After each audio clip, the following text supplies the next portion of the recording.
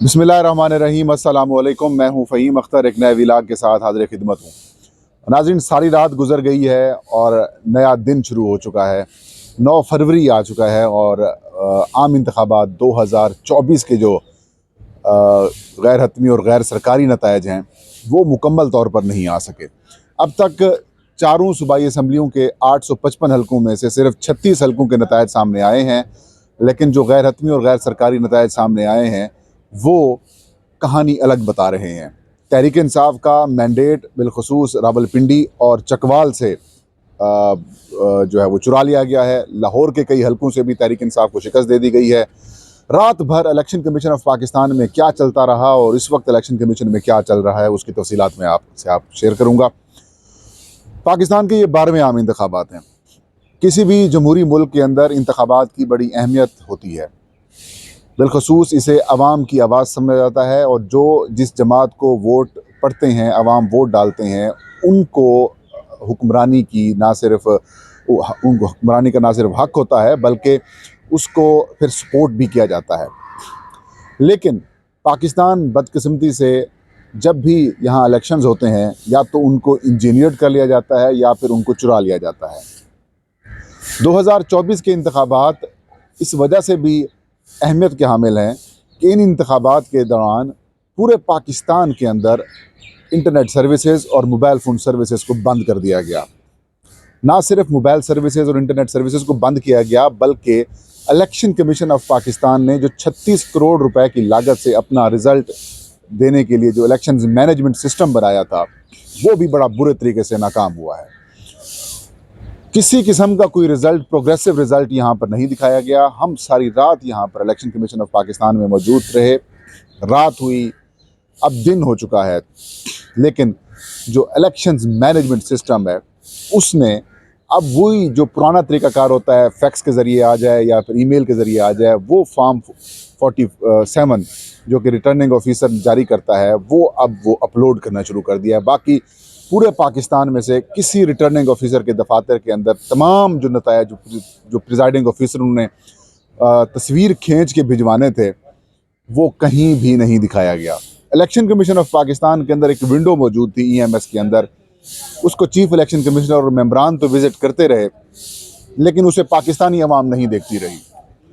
ये 36 करोड़ रुपए आपकी और मेरी जेब से गए हैं, पाकिस्तान की अवाम से निकाले गए हैं, लेकिन इससे फैसिलिटेट चंद लोगों को किया गया है। 2018 के इंतखाबात के अंदर रिज़ल्ट ट्रांसमिशन सिस्टम ने 11 बजे तक भरपूर तरीके से कवरेज दी। तकरीबन 48 से 50% तक वो नतायज सामने आए और जैसे ही 12 के करीब वक्त हुआ, रिज़ल्ट ट्रांसमिशन सिस्टम से अपडेट्स आना रुक गई और मुस्लिम लीग नून और उनके कुछ मीडिया के चैनल्स ने ये शोर शराबा मचा दिया कि देखें जी, रिज़ल्ट ट्रांसमिशन सिस्टम जो है वो नाकाम हो चुका है, रिज़ल्ट ट्रांसमिशन सिस्टम बैठ गया है और यहाँ इलेक्शंस मैनेजमेंट सिस्टम तो चला ही नहीं है। तो इलेक्शंस मैनेजमेंट सिस्टम नहीं चला। इस दौरान चीफ इलेक्शन कमिश्नर 4 घंटे तक इलेक्शन कमीशन ऑफ पाकिस्तान से गायब रहे। वो कहाँ पे रहे? और जैसे ही वो वापस आते हैं, unexpected, unusual, chief election commissioner जो भी होते हैं वो पहला नतीजा जारी करते हैं। वो पहला नतीजा जारी करते हैं जब भी जनरल इलेक्शंस होते हैं। लेकिन इस दफ़ा chief election commissioner Sikandar Sultan Raja election commission of Pakistan के अंदर मौजूद होने के बावजूद वो नतीजा सुनाने नहीं आए।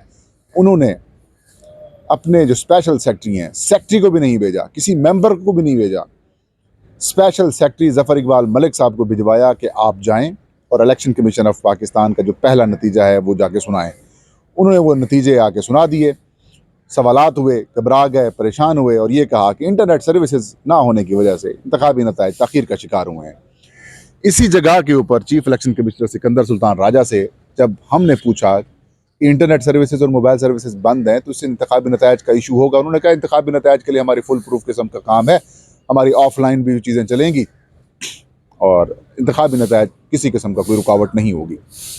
अगर तो इंटरनेट की वजह से इंतखाबी नतायज में रुकावट नहीं थी तो फिर आपके स्पेशल सेक्रेटरी साहब ने यह क्यों फरमाया कि इंटरनेट सर्विसेज बंद होने की वजह से और मोबाइल सर्विस बंद होने की वजह से राब्ता नहीं हो पाया और जिस वजह से नतायज ताख़ीर का शिकार हुए हैं? कुछ तो है जिसको छुपाया जा रहा है। फिर चीफ इलेक्शन कमिश्नर साहब जो 4 घंटे तक, 4.5 घंटे तक गायब रहते हैं और उसके बाद जब वो आते हैं तो जिन इंतखाबी हलकों के अंदर तहरीक इंसाफ मैसिवली जीत रही थी, वो हलके तहरीक इंसाफ से छीन लिए जाते हैं।